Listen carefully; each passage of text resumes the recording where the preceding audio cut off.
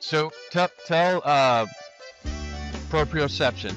Tell people that hear that's a $4 word, $5 word. What is proprioception? And I just want to volunteer that.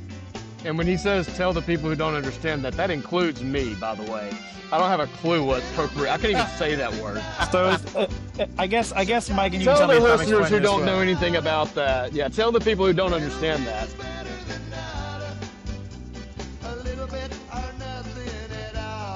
Yeah, and action. So, and I'm going to use this microphone term. is super loud.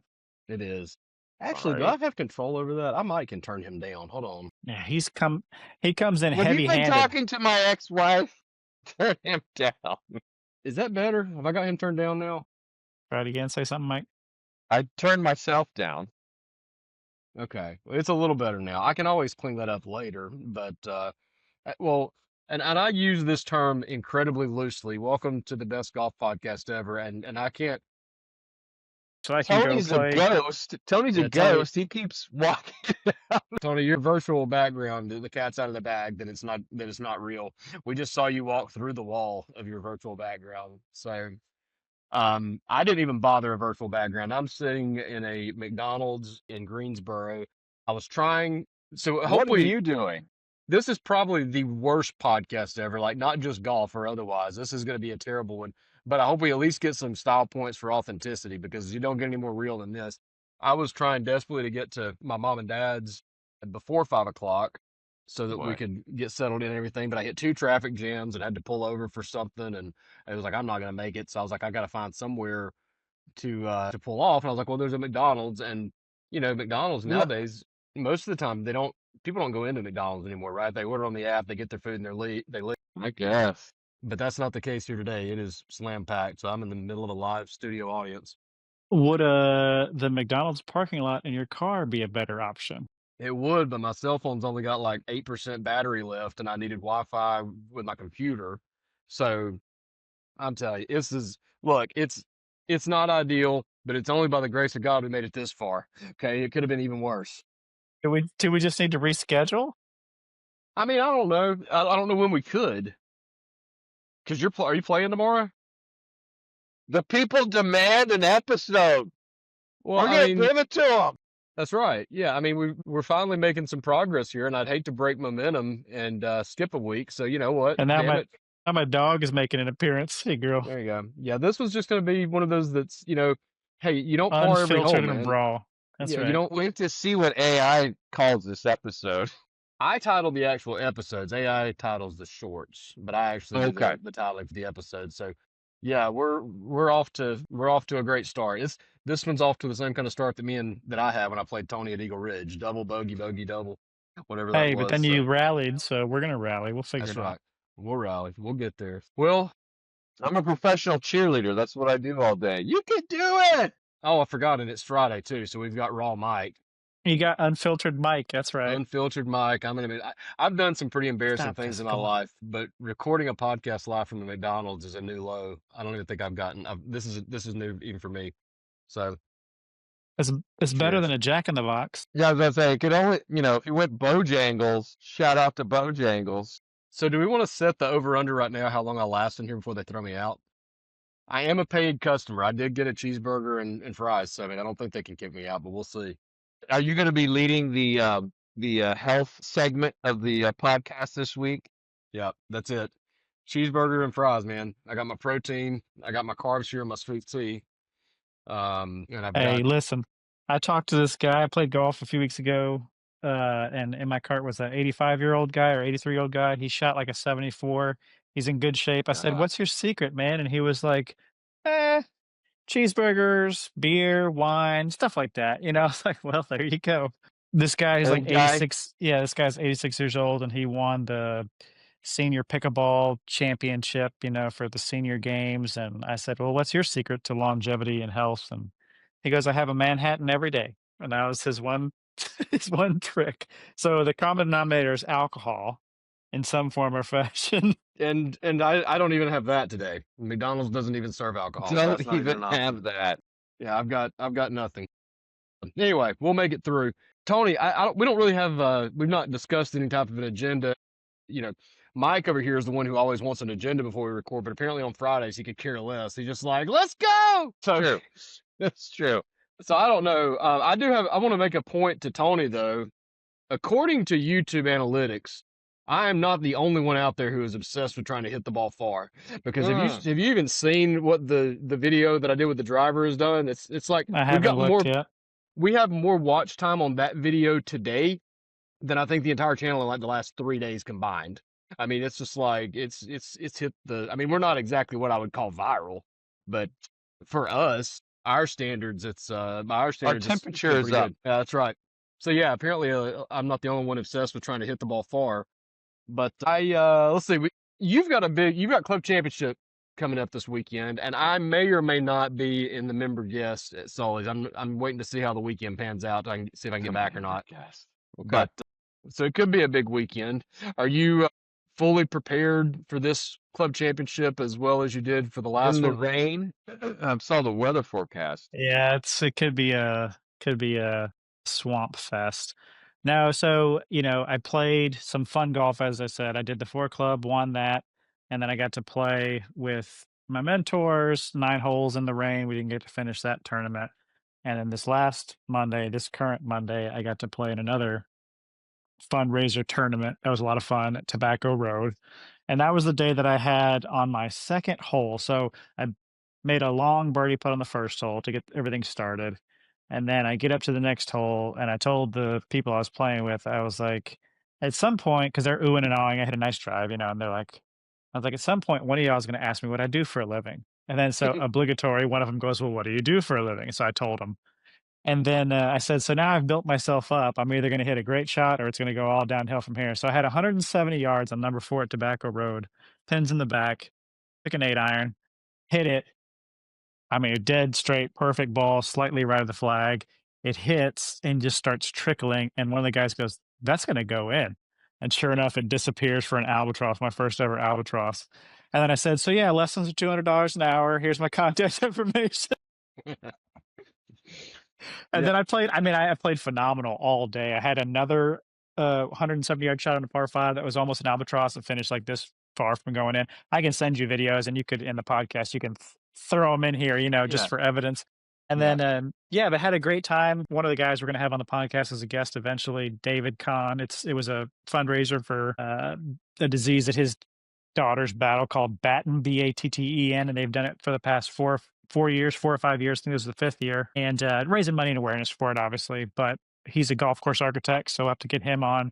And another guy I know really well, good buddy, great golfer, Preston Campbell, is one who sponsored a team for me to play on, and apparently a bunch of his friends. So Mo, Andy, and Carl, I told you all I'd shout you out. Y'all were so much fun to play with. Hopefully you're listening to the podcast, and I'll send a picture too. You can see the picture of us that we took. I hope they made it this far into the episode to hear their shout out, because they probably jumped off when they heard me in the McDonald's. Well, so what we'll do is you should just title this one. This one's for Mo, Andy, and Carl. There you go. That makes it easy. But yeah, no, it was fun. And I chipped in for birdie and made a ton of foot of putts for birdies and eagles and stuff. So it was good. The swing was great, feeling good, having fun. Didn't get a chance to play the rest of the week or really practice. I was going to try to play today, but all the tee times were booked at Riverwood where I was going to go practice anyway. So I just overseeded my lawn for ryegrass for the winter instead. Nice. So I don't know if you gave that round full justice there. You texted us afterwards that you thought on your own ball you would have been like 8 under or something like that. I mean, I very well may have been 7 or 8 under on my own ball. Because there was another one, right? So there's another par 5, that really short one that you can cut the corner with the trees, and it's got like the V in front of the green of the mounds. Hit that shot to 4 feet for eagle, So it's just like there was a lot of. I mean, just those shots alone would have been 3, 4, 5, 7 under, and then other birdies, on my own, hold out for birdie on one of the par 3s. It was just crazy. It was so much fun. So I don't really know what else I could have done this week. I kind of want to just ride that momentum and just enjoy. But, tomorrow I'll go out and I'll play and I'll have fun. And my new motto for life and for everything is do your best and forget the rest. So we just go with it and see what happens. Well, that was it was a weird morning, I guess. Like we get a text, and it's like I just got my first ever albatross. It's like, dude, that's awesome. And then like 10 minutes later, and I just chipped in for birdie. And then 20 minutes later, and I almost made another albatross. I have a 2-inch tap in for eagle. And I'm just like, is this guy for real? Like, what is he doing today? Like, Yeah, it was fun. that was crazy. So those I'll probably rounds go are a and lot of shoot at fun. 85 tomorrow or something like that. That's how it I goes. wasted it all. I Heaven wasted it all. forbid.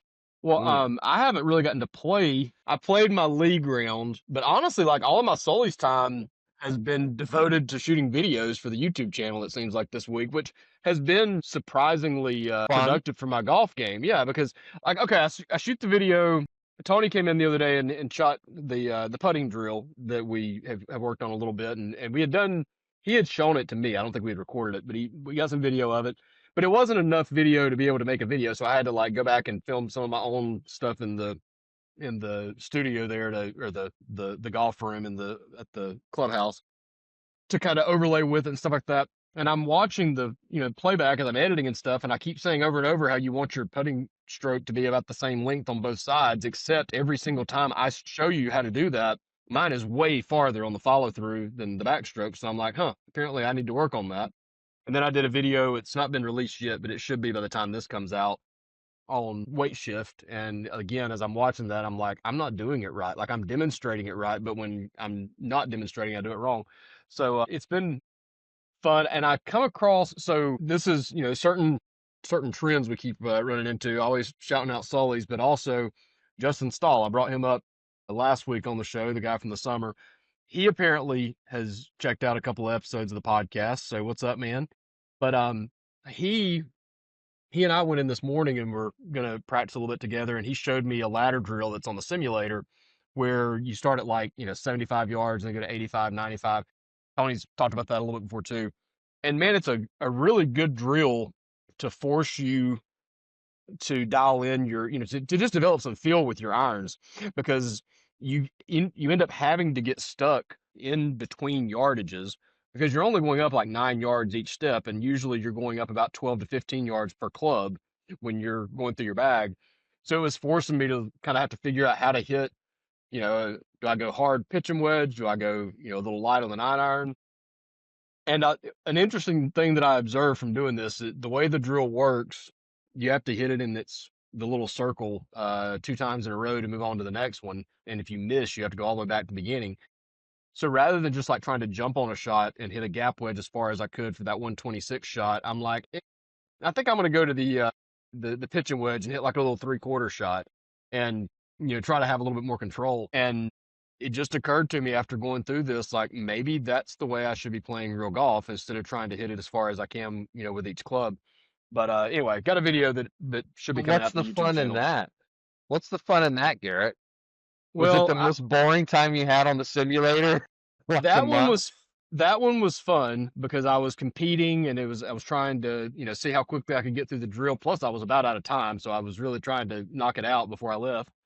But I did something, I don't know if I'm proud of it or not, but I did something today I have maybe never done, but I actually laid up on a shot that I could have hit.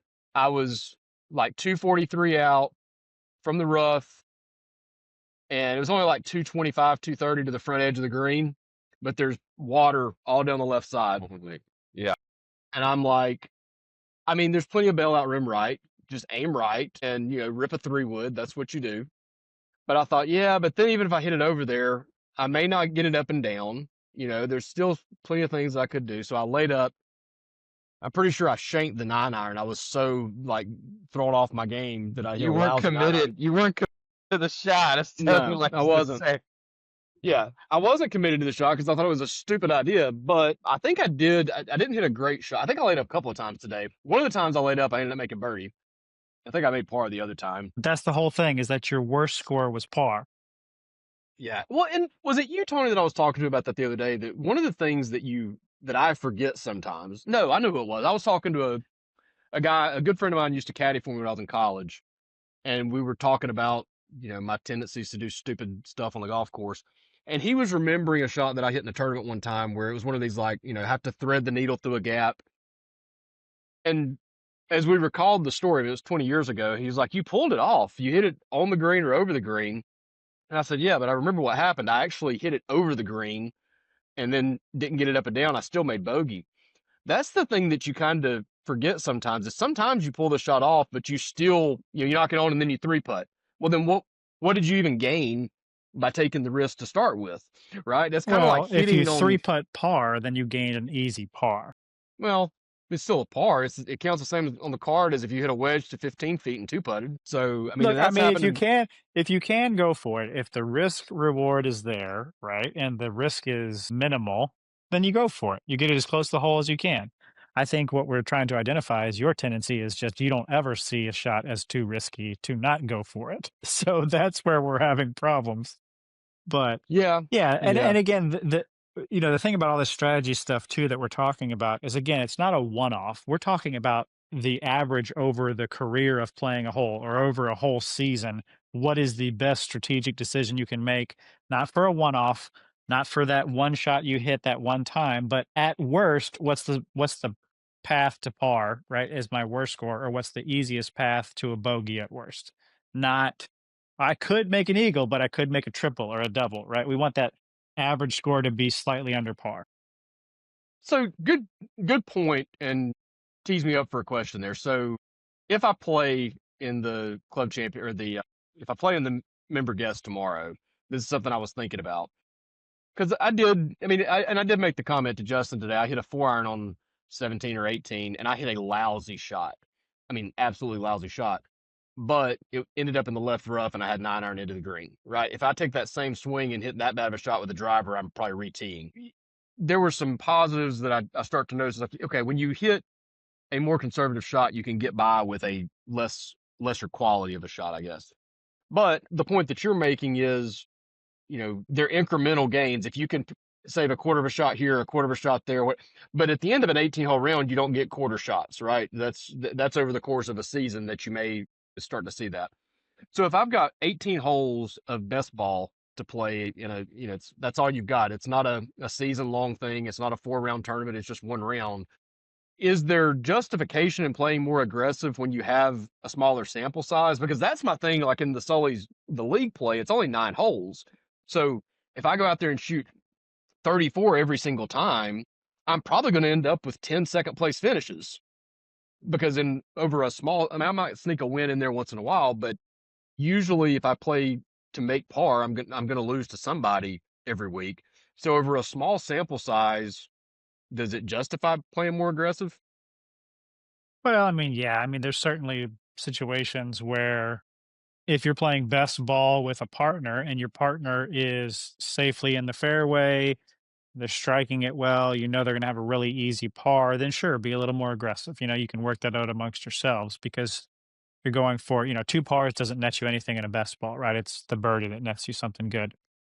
But yeah, I mean, there's one-off scenarios, right? But we're talking about, like for me, number 17 at Eagle Ridge, I just know the safest path to birdie at worst case par is layup wedge on. That's just what it is, right? I've gone for it several times, and yes, I've pulled it off quite a few times. When you're just playing for and giggles. But I've played plenty of times where I've gone for it, but even then you're hitting it from such a long distance, the accuracy is not going to be great. And that green is a really tough 2-putt green if you're 30 plus feet away from the flag because of how slopey and the ridge and everything. So even then, your best chance at birdie might still be a wedge on because the proximity will be 15 feet or less probably if I have, 90 to 100 yards in versus trying to 2-putt from 60 feet over a ridge, and it might go off the green anyways, right? So, I mean, I can't tell you how many times I've seen people putt off the green if they're too far past, if they're on the wrong side of that green, if they're on the back edge, trying to putt that ball down to a front left flag or a back right flag or a front right flag. You just hit it and pray that it's going to stop. So, I don't know. There's certain holes where, again, the risk just doesn't seem to outweigh the more aggressive play. There are other holes where it's go for it no matter what, so. Yeah. So the video that I shot on YouTube the other day for weight shift, I want to get Mike's input, I guess, a little bit on that because I kind of honestly we probably need to collaborate a little bit more on those videos because I'm just saying what I do and what I think is a good idea. I may be giving terrible advice, right? But there were, in fact, I'm most likely giving terrible advice. So everyone should know if you do check us out on YouTube, not all of his videos have been checked and okayed by Tony. I'll get a stamp of Yeah, approval. These I yeah. I think you mean, these should. views don't necessarily reflect the views of that's best it. golf Yeah, podcasts ever. the Right. views and opinions expressed in some videos have not been verified by Tony and Mike, and you should take them with a grain of salt. But in the video that I did on weight shift, though, I just kind of noticed this myself that day, so I was like, hey, why not shoot a video about it? But when you jump, you're gonna jump more off of, because I have actually, I was gonna bring this up to you too. Did you make a comment to me when I was working out with you about me being bow-legged? Did you observe that? Do you remember that? I mean, I probably said some things. Well, because I think it I was haven't looked at your legs in a lately. while. Yeah. Yeah. Well, I know somebody's pointed out to me before, and I think you may have noticed it too, because when you look at the bottom of my feet, you can tell that they don't wear the way they should wear. Like the soles of my shoes don't wear evenly. You And walk on I the remember outside of your feet a lot. I do. I walk on my outside a lot. And if you look at my golf swing, that shows up in my tendencies. I flare my knees out, and I just have a hard time keeping my weight centered. So I've started putting a lot more emphasis on keeping my right toe turned in, especially left toe, or my left knee also, but especially my right toe and my right knee. Making sure that I'm trying to make sure that I'm starting off with them a little closer together. But then, as I was thinking about this weight shift video, I started just standing on one leg and jumping off of that one leg. And I started to notice that to keep myself balanced, I kind of shift my weight towards the inside of my feet where you need to have it in your golf swing. And then when I do that, if I'm jumping, I'm kind of pushing off more of my big toe than the outside of my foot. So I guess I'm just asking from a fitness standpoint, or from just what's the stuff that the kinesiology, is that right, Tony? Am I saying that word right? From that Biomechanics, kinesiology. biomechanics. Yeah, I mean, am I getting my head around that the right way? That when you are making an athletic move, it should be always kind of coming from the inside of your leg as opposed to the outside. Because if I'm got my weight all the way out on my toes, I'm not going to have very good balance anyway. Yeah. When you're saying you're kind of preloading your backside a little bit by turning in. You said you're kind of pigeon toeing your right foot and your knee a little Yeah. bit. If I could stand up and demonstrate it, I mean, I guess I can. Hold on. Yeah. Hold on. Let's And see.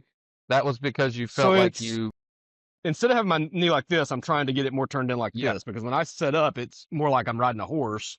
I'm trying to get Yeah. those knees a little closer together and get the weight a little bit more centered early in the swing in my setup. Yeah, I mean, it makes sense.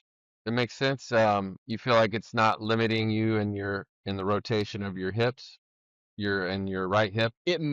Tony would be able to answer this maybe better than I could, but I think it might restrict the rotation of my hips, but I don't think it's necessarily a bad thing, because I think I turn my hips probably a little bit more than I need to anyway. I think I'm getting too much. I'm swinging as hard as I can. I'm coiling everything up as much as I can. I mean, I like that you're kind of playing with it, and it's, when people ask me about stuff like that, I say just try it out and see how it goes. Small little compensations can lead to big things over time, but just try it out, see how you're constantly tinkering, so I don't see anything wrong with it. Well, and whether it was you or someone else, it is factually true that I'm bow-legged, or whatever you want to call it, but my knees like to point out, and I like to walk on the outsides of my feet. So, it kind of goes back to the point Tony's made before, that each golfer is different, everybody's different. So whether I may get to a point where I have to turn my knees and toes in more than the average golfer to compensate for that. Maybe not, but it's something that if I have to make that adjustment, then that's right for me. That wouldn't be right for someone else. I guess we've talked about that a lot.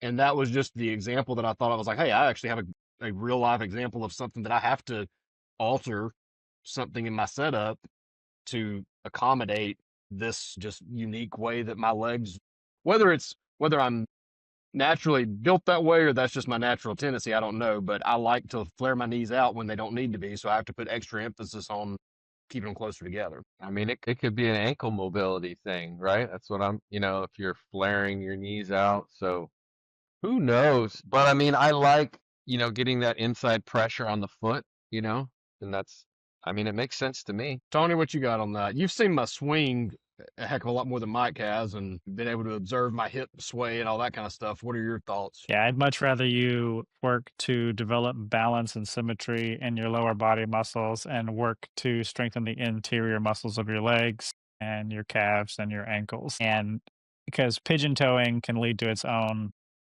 series of issues as well. So I think holistically looking at it, I would rather fix you holistically versus band-aiding it with pigeon toeing your feet. Well, the interesting thing is when I feel like I'm pigeon toeing it on video, I'm still flared out. That's the weird thing about it. Well, that's a great thing. I'm glad that you're using video because what you think you're doing, what you're actually doing, or could be two different things. Well, So it because might be I've what always, you feel you have to do to activate those muscles. Because to me, pigeon toeing, right? If this is flared about, you're looking Mm-hmm. at my feet face on, I'd much rather see golfers like this than ever like this because that's just locking your knees out and all kinds of crazy things. And so that's why I've said if you actually are pigeon toeing, I would be against that. But if it's just what you need to feel so that the torque in your muscles and everything can activate to prevent you from bowing your knees out, then okay. yeah, I think that in my mind for years, I've set up with, I guess, my toes this way, right? Square with the right foot, with the left toe flared out a little bit. When I look at myself on video, when I feel like it's like this, it's really like this. And when I feel like it's like this, it's usually closer to what I'm actually supposed to be at. But another thing, I mean, and I hear what you're saying about strengthening the leg muscles. That sounds like it would require gym time. So I'm not sure if I'm on board. It's not, no, it's not really that much. I mean, you can do a lot of just simple body weight stuff at home, with bands and stuff like that that would help you. One leg balancing where you're putting more pressure on the inside of the foot to balance and activate the muscles and just wake them up a little bit. Well, but the other thing that I was noticing as I tinkered with it this week is that the foot and the knee can do different things. You can have your foot squared and your knee still flared out, or your foot's flared out, but your knee's still kind of pinched in. I don't know what the correct biomechanical term for that is, but I actually went back and looked. It's actually a part of Hogan's book that we've talked about a couple of times. He talks about having the knees pointed in towards each other a little bit at your setup, and his rationale is your knees need to work closely together throughout the swing, so start them off closer together. And he even specifically said you're a little bit more so with your right knee than even your left, but a little bit with both. Is it necessarily, are we talking about the feet or are we talking about the knees? Whatever I'm trying to get at, is it my feet or my knees that I need to be focusing on? Well, so the ankle is a mobile joint, the knee is a stable joint, the hip is a mobile joint. That's just the kinetic chain. So a lot of people don't have a lot of ankle mobility, okay? And so when you're trying to rotate and be mobile through your feet, there isn't any. I tore ligaments in my right ankle when I was 18, a soft cast for 2 months. Well, I don't have mobility in that ankle. And so what happens is the body's trying to find mobility in the knee. Well, the knee is a stable joint. Well, that's not going anywhere. That may cause some pain in my knee, but then it's going to try to find mobility in my hip. And so maybe there's I don't have as much mobility in that hip. So then that causes that sway. So, those little compensations, like Tony's saying, those compensations that you're making, he and I haven't done an assessment on you in years. And so I would probably look at your ankle mobility and see, if there's some limitation going on in there. That's what I would start. So we've talked a lot about obviously the on-course strategy stuff. We've talked about how we've addressed swing mechanics on the podcast before. We've addressed in its own episode, almost an entire episode, on how big of a difference the club itself can make and making sure you're fit to the right thing. So I say all that to tee up this question, I guess. If I do have lack of ankle mobility, or I do have a lack of shoulder mobility, or if I do have a lack of elbow mobility, if that's the right word, then I don't know that. There shouldn't be any mobility. Well, what's the hip? But what about your elbow? What about your like external rotation? Some people can do that, some people can't. Mobile. That's the shoulder. That's the shoulder. Joint. Okay. Yeah. Okay. So your lower body mirrors the upper body. Think of this as your hip joint, think of this as your knee joint, and think of this as your foot, right? So ideally the knee doesn't rotate. So where you're actually getting your rotation from, as Mike's saying, is from the hip or the ankle, because that's the Okay. 2 points at which the knee is connected to. So that's what he's saying. We don't Okay. want mobile knees or mobile elbows. Absolutely not. Okay. So If you got if that, I you have got big any problems. so if I have any limitations in my hips, ankles, wrists, shoulders, I'm unaware of them because I haven't had an assessment. I haven't, we've not, I mean, it's been a long time, and like you said, we did one way back when. So from the golfers that you've worked with, how many, what percentage or whatever how you want to say it, but how many people are struggling with a certain area of their swing without realizing that it's a physical limitation, or just something that they need to work on in the gym to strengthen a certain muscle group or to stretch out a certain muscle group or to improve mobility in a certain muscle group, as opposed to they just can't swing the golf club correctly. Their bodies are set up, their bodies are fine, but they can't swing the club, or can they not swing the club because they've got a limitation in the body that they haven't identified? Yes. Yeah, well, I Most mean, golfers, some golfers, all golfers, like how many, what? I don't know if there is a I perfect mean, body out there unless you're a kid. Yeah. yeah. So, I mean, unless you're a kid with no injuries and just good proportionality to you, long arms for golf. But like I was trying to say, I think I've mentioned several times, I've got a student right now who's early 30s, works a desk job, super tight. And so, again, the ability to disassociate lower and upper body, we've talked about that a lot. He has no awareness, no ability to do that. And so, when we try to get him to do things in his golf swing, I straight up told him, I was like, look, this is kind of moot until you work on your body, because you won't be able to do the things that I'm asking you to do if you're too tight or if you don't have any mobility in certain areas and you can't disassociate. So, I mean, then it comes to my point, or to me, where either the student's not going to do the work to get more mobile. Well, then I've got to build a swing around what they can do and just explain to them that you are going to put a ceiling, a cap on yourself for your golfing potential, probably. Right. I'm working with a junior right now, and his dad wants to take lessons too. The dad's got bulging discs in his lower back and several other injuries. And I just had a straight up conversation with him. I was like, look, if you are willing to play more forward tees, I can get you into a swing that won't hurt you. It's going to be a lot more upper body, but you could poke a driver out there 220, 230, and then just get around the course with a good short game. And he was like, as long as I can play with my son, I'm happy with that. Right. So there's, again, but that's a very tough, honest conversation you have to have with the golfer. And as we've seen, golfers have egos. They don't want to play the appropriate tee boxes for the distance that they can hit. They don't want to believe that they're not 22 anymore, pain free 22 anymore. So, and they just want to drink beer and go out and magically shoot a 68 every once in a while, So, and that's a broad blanket statement. I'm not trying to say everybody, but it's some for sure. So, Mike, how long does it take to work these things out? I know it's not. I'm not asking for like a definitive timeline, but if someone comes to you and you identify certain areas that they need to improve mobility, or they need to strengthen certain areas, or whatever deficiencies you find in that assessment, is this something that you're going to start to see progress on in 4 to 6, 8 weeks in the gym, or is this Yeah, something that's for going to be a sure. couple of years? No, no. It's usually 4 weeks. Yeah, you're gonna see some changes right away. I think that's where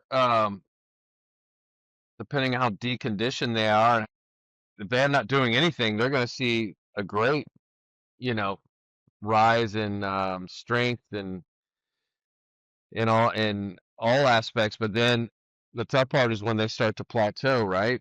And where they're not seeing the gains. It's like anything, and that's where they got to dig in and be committed, because everybody, whether it's a diet or whether it's a resolution of some kind or some type of change that they're trying to make, you're super motivated at the beginning, and then it's trying to keep that motivation when it's not fun anymore. It's just work. Because I've been working with people for years, right? And the trick is, how can I keep them mentally, emotionally connected, engaged for an hour when they've been coming seeing me for years? It's easy when it's, early on, everything's new. It's like dating a new dating relationship. Yeah. And I think that's where the challenge for me every week is, how can I create an experience where they can have fun, work hard, and still put effort, because it's effort, right? You got to work hard when you're there, and but also have fun too. So, but yeah, it happens quick. It can happen real quick. It depends on what kind of pre-existing issues they have. If they're coming in, sometimes they come in and they're in pain, and there's like, I don't care about getting stronger. I don't care about. I'm in pain, and I'm tired of being in pain. So, yeah, it's kind of finding out what their why is in the moment. But for sure, you can see gains. Strength gains come within usually a month. The balance can come within a couple weeks. The real tough one is mobility and flexibility. If you got somebody that's been sedentary or been injured and they're just tight, they're bound up, whether it's stress or whatever it is, it takes a while to get them unlocked. I learned something from that the other day when I shot that video on weight shift the next day. So I was trying to demonstrate basically as a way to find that pressure that you need to feel in your leg, do the one-legged jumps. And I literally made the comment in the video, and y'all see it when you get a chance to see the video, that don't jump if you're not in shape, right? Like if you're not athletically fit to do this, then just do like little calf raises or something. The next day after shooting the video, I had terrible knee pain. I had to take 2 Tylenol to go to Sully's. So after I said don't do it if you're not in shape, I was sore the next day and Well, couldn't move. I mean, what's funny is Tony knows this. It's like you could be okay on the jump. Some people are really good on the jump. It's the It's the landing is landing. where they get hurt. Yeah, Or getting up in the air is the hard part. The landing's the easy part. So, that's right. uh, Jumping never hurt anybody. It's Landings the are easy landing that when you gets you. only get yeah, I tell my clients sometimes when we're doing like some lateral hops, I'm like, okay, when you hop to the other side, at some point both feet have to be off the ground, because if you're just, it's really, you're just stepping from left to right. You have to, both feet have to leave the ground to Yeah, jump. yeah. well, on Tony, those when you're lateral teaching, side. I'm sorry, go ahead. no, go ahead. I thought of my question though, so go ahead and finish that point, No, and then go ahead and I'll ask it get in. before you forget it. Go ahead and ask it before I you won't forget forget it. it this time. I won't forget it this time. Keep the conversation going with Mike. I'll come back. Yeah, I was gonna say, well, and the thing about the weight shift and the pressure shift that the little skaters, the lateral skaters are good for is because not only does it teach you how to get balance disrupted and how to shift pressure, but it teaches you how to catch pressure too. Because if you don't have good ankle awareness and foot awareness, you'll roll over the right ankle when you go right, sprain your ankle, right? You get out of position, you get out of balance. So I think for golf, especially, the laterals are fine, but not big, huge, exaggerated ones. People should learn how to do tight little ones because that's really when we're shifting weight in golf. We're not talking about this massive sway, right, Garrett? Like I was doing with you. It's just this tiny little bit. It is something, but it's not exaggerated, right? So, Yeah. but it starts with the ground up. One of my good buddies, Colin McCarthy, who's a great instructor, coaches me, and I've learned a lot from him. He talks a lot about the ankles and the feet and learning how to use them and how to turn them on to bank and this, that, and the other. But it has to be intentional again for the size of the swing, and it has to be you have to be able to control it because some people are just all one or nothing. They can go real big, but they can't do these little tiny ones, right? So they don't have good proprioception yet. They don't have good awareness. They don't have strong feet, strong ankles. Calves are not turned on. It's all just, as you said, it's all bound up and shut off. So tell proprioception. Tell people, like people that hear that that's a $4 word, $5 word. What is proprioception? It's And I just basically want to awareness. volunteer that. And when he says tell the people who don't understand that, that includes me, by the way. I don't have a clue what I can't even say that word. So I guess, Mike, and you can Tell tell me the if I'm listeners explaining who this don't well. know anything about that. Yeah, tell the people who don't understand that. Tell me if I'm explaining this in a way that would make, that I'm getting at what you're saying or what you want me to say.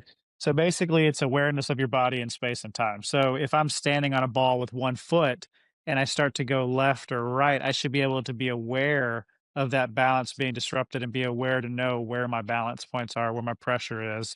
But some people, you ask them to just roll their foot left, right. I just stand on my feet. I don't know anything about what you're talking about. I just walk. I don't think about it. So there's all kinds of things that have come over the years. They might call them like proprioceptive balls, where like anything you're standing on an unstable surface, you are activating proprioception in your brain because you're having to subtly find balance. So they used to make these shoes with like balls underneath them where you'd walk and stand on them, and it would be really good for activating your feet, your ankles, your calf muscles, all those foot muscles and ankle muscles and calf muscles and shin muscles, such that you have to turn them on and you have to use them.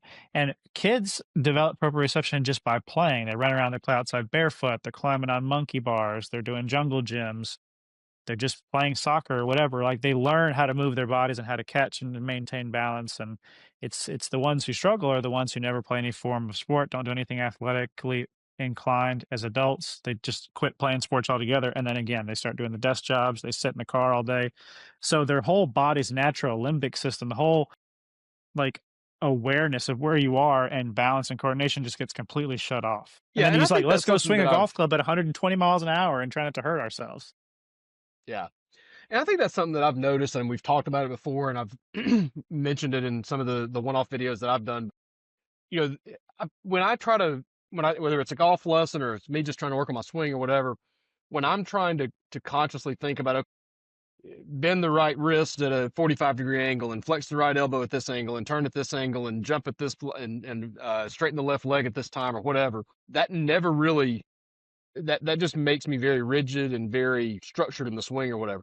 But whenever I try to think about just a fluid athletic motion, I start hitting the ball a lot better. So the more I can take all these things that you need to do in the golf swing and turn it into an athletic movement and then do things in the gym or even if it's just, around my house or whatever that can replicate those movements, feeling those muscles like we talked about on the last show. I mean, I was doing this the other day when I was just standing on one foot. All of a sudden, I'm very aware of what muscles I have to use to maintain balance, just standing on one foot. Same thing when I would do way back in the day, and this has been a minute, when I would do P90X and do like the yoga I thing. remember Shout out to P90X. Yeah, there Tony. you go. Tony There you Horton, go. that's right.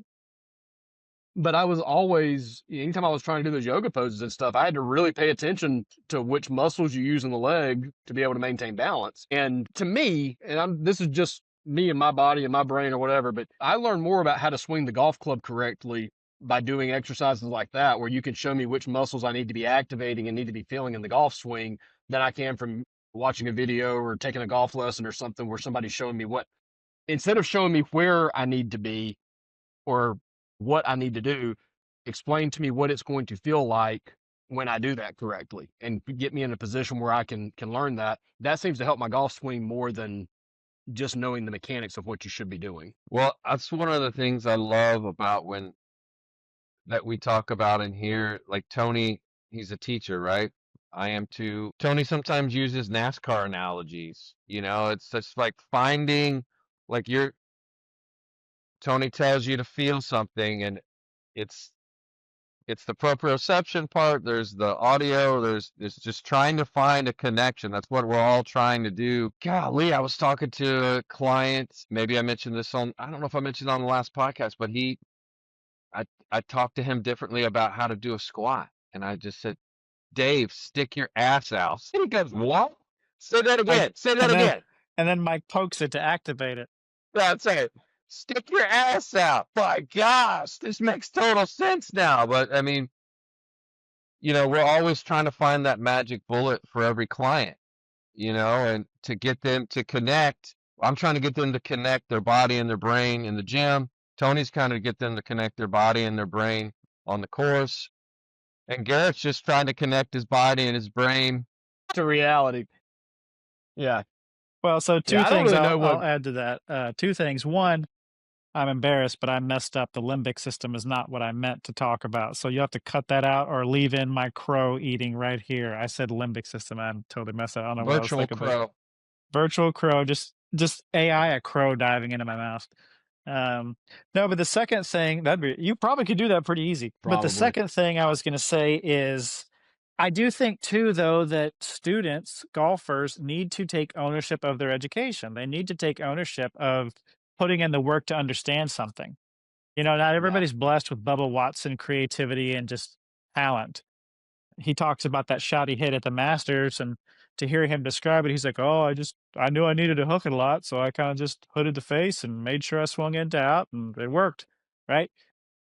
You don't need to be Bryson either, though. You don't need to know everything about barometric pressure and altitude, and but I'm saying, like, if you have a coach like Mike or myself who says, hey, these are the things you need to work on, take ownership of it and do it. It's a terrible student or a terrible mindset to say, I've paid people for information. And like I've said many times on the show, even if you don't leave the lesson with me hitting the ball perfect, you will have learned something. I want you to learn something. Then you can do something with that. If you don't understand it, ask more questions. but you can't be a lazy student and expect results. It just doesn't work that way. I mean, we'll happily take your money, but I mean, it's up to you at the end of the day to do something with it. Like Mike could write a great workout program. Mike, how many times do you have people come to you and you're like, "Oh, how'd the week's workouts go?" And they're like, "Oh, I only work out when I come to see you." Right? So it's like, what the, I'm right. And you're happy to Yeah. take the money. You're happy to take the money, but you're like, you're not really going to get anywhere doing one workout a week Yeah. with me when I've told you to do the other stuff. So, if nothing else out of this, Yeah, golfers and people in general, let's take ownership of our education. Let's take the information that's out there that's given to us to help guide us, and let's actually seek to understand it. yeah, and I think that there's something, I don't know if this might end up being something that gets cut out, but today when I was I feel like watching, we've said that like 6 times on this this is going to end up being podcast. this is going to be a 6-minute mini-sode when we're done editing. But when like today when I was doing that ladder drill, I think I was at like maybe 131 yards or something like that. I'm like dead stuck in between clubs. Like that is as in between a gap wedge and a pitching wedge as I can be. And I'm just like kind of hitting the pitching wedge as easy as I can, and I hit it well. And then I get to like the 138 shot, or the 140, whatever it was. And it's still not quite to a full wedge, but I'm just kind of telling myself, just hit it a little harder. I don't know what I was physically doing differently, but in my brain, there was something that, whether it was just a little bit more acceleration or it was just total feel. It's all it was feel. And I picked up 7 or 8 yards. Okay, so when I'm on a golf course, I may not be able to describe to you how I go from 130 to 138. What's important is that I do know how to get for me internally, I know how to get from 130 to 138. So you're right, Tony, in that taking ownership for yourself. You can tell me how to shift my weight to my right side, how to get out of my sway, how to train it, how to practice it, how to do it. But at the end of the day, it falls on me to figure out, what does that mean to me? What does that feel like to me? I can give you feedback and say, this is how it feels when I do this. This is how it feels when I can do that. You can tell me no, pigeon toe is a bad idea. You don't want to do that. Try this instead. But at the same time, or at the end of the day, the player has to figure out how to do the thing that the coach is telling them to do. And it is a part, it's a partnership, or it's a dance both do with each other to try to understand the other one and communicate. The player can't just walk away from the lesson and say, I didn't learn anything. This guy's a terrible teacher.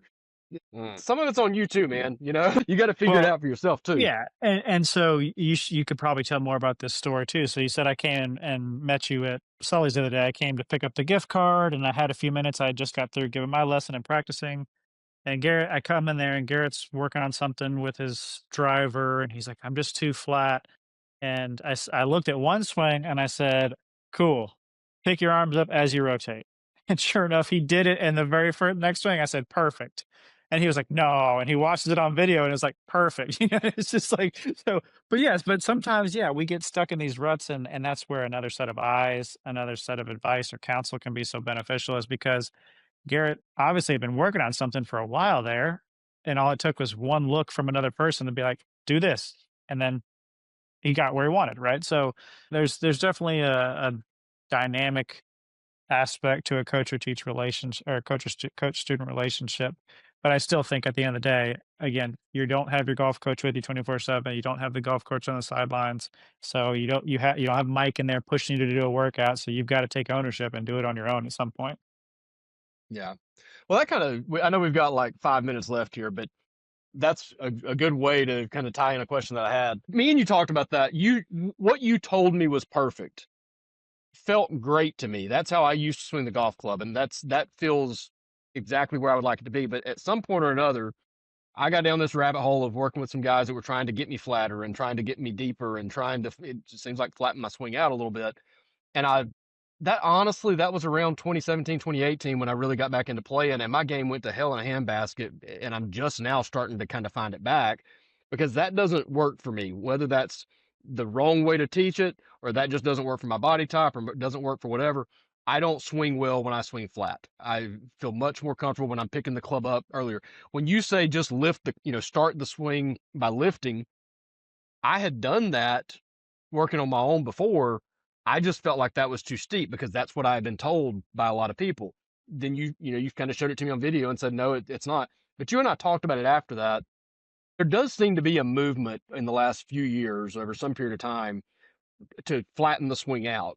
Where does that come from? And, when did it start? Why did it start? What are the pros and cons for it? Because I feel like that is a big move here in the last few years, is people working towards that more flatter, deeper swing, and that's coming kind of more inside out. Yeah, so big question, big answer, right? We've got 6 minutes. There's a lot of aspects to it, obviously. So, real quick rundown of different types of golf swings that were categorized back in the 80s or whatever. I forget when Jim Hardy's two plane, one plane book came out. But two plane versus one plane swing. If we set up and the shaft is on this angle at address, right? A more one plane swing would have the club going back and staying on parallel to that and then returning down, bang, and back around the other way. So the arc that it sets at address is going to be pretty much the same arc that it's in the entire point of the swing. So it's very symmetrical in that respect. Two plane, think more like Jim Furyk, Fred Couples, golfers of older days who used to have more vertical takeaway and then they'd shallow it in the downswing. So it's just typically a reference point to setup, impact, and in between. Now, if you look at physics, think about towing a rope and a boat behind the rope. In order to make the people in the raft go around the corner, all that boat has to do is turn, right? It turns and then they get slungshot out. So there's a video with Sasha McKenzie and Chris Como they made quite a while back discussing the physics of this. And that's where the whole low left thing came. When the handle goes around the body low and left, the physics of that motion kick the club out for you. So you can keep the club behind you for a longer period of time, not come over the top, and then you get a lot of like slingshot lag that comes out that way. That's one way to do it, one way to release the club. That's where the more body rotation came in, the body releasing the club versus hands releasing the club came in as well. Not to say that one is right or wrong, not to say one is more efficient, less efficient, whatever. Obviously, each one has its challenges. Some people who can't rotate well, that whole thing might not be best for them. You start getting too shallow and too flat, you start to get into issues with rough, right? How are you going to hit it? How are you going to get it out of the rough when you got to come more steep on it and your swing plane is super shallow? People can get stuck if they come too far, too flat. Club gets too deep, as Garrett was saying, and then the only way they can go is club behind him. And if they can't get out of the way in time, then they're stuck and blocked out right, which I think is what was happening with Garrett with those huge blocks. And then snap hooks your club path was like 9 degrees into out sometimes. And Yeah. That's a function of going that far in if you can't get out of the way real fast. You look at a lot of these golfers who are super shallow, they're a lot open at impact. The upper and lower body is a lot more open at impact versus someone who's a little bit more up and down with it. So again, it's a huge topic, a huge something to dive into at another point on camera, right? With some tools and lines and stuff like that and some examples. Yeah, we should get together and talk about that and maybe video some of that too, because even the one plane thing. I mean, I told you I'm wearing the red and black today, I guess, so it's a good time to bring up Tiger. But I actually went back and pulled some of Tiger's old like 2000 film when he was winning literally everything, and it's a one plane swing. He's on the same plane line, but I'm going to use a McDonald's straw here. You can swing it straight up and down. Best golf contest ever. You can swing it on this type of a plane, or you can swing it up and down this plane. This is steeper, but it's still on one plane. And I feel like Tiger's was a little bit more of a quote unquote steeper plane, but it's still a one plane swing, straight up, straight down. It's just on a little bit more of a steeper. Probably too much to unpack on this one, but I think it would be a fun thing to dive more into later. I'm going to be super impressed to see what you come up with out of this. Dude, this is going to be the Tony and Mike show. I'm going to have to edit me completely out, and it's just going to look like the two of y'all. Well, you can find us. You can find us next time on the next best. We're the next best podcast. That's right. Yeah, yeah. If we survive this episode with any subscribers, it'll be a small miracle. If you are listening to us on Spotify or iTunes or not, it's not even iTunes anymore. It's Apple Podcasts. If you're watching or listening to us on Spotify or Apple or Amazon, any of that stuff, check us out on YouTube as well. The best golf podcast ever, if I can get it right. Doing a lot of stuff over there.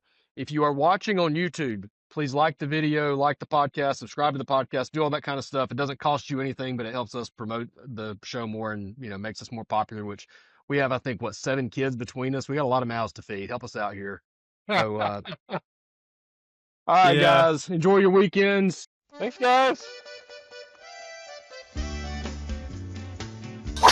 Show. And I mean, we got kids in the background. I'm in the McDonald's. is he leaving? You do I'm sorry. I give up. I gotta go outside. This is. Wait, is the I thought I could pull it ball off. pit? Is the ball pit area open? Can you go back there's in? There's no ball pit here. There's no ball pit here. We'll have to sit outside and do it. Sorry. This is not gonna fly. This entire episode may end up just getting thrown out. Can you still even see me? Okay, let me try another side. Oh, we'll see. Billy Tony. Hey, there we go. You're Oh, damn horns in the background. just Gotta wait for this. Good, Wait for this okay. transfer. Like Hang on, wait for Tony. this transfer truck. 1 What'd you second. say? What'd you say, Mike? I'm sorry. There's a really loud van, tour van that is driving through the parking lot here. This is the worst. shout out to Sully's Shout out slowly. Indoor League. Yeah. I had a question for Tony there, and I blanked out for a second when the horn honked. It distracted me. Meh. Yeah, that threw me off big time. Yeah, the McDonald's parking lot was not the best idea I've ever had. I mean, and I've had some bad ones, but this was right up there.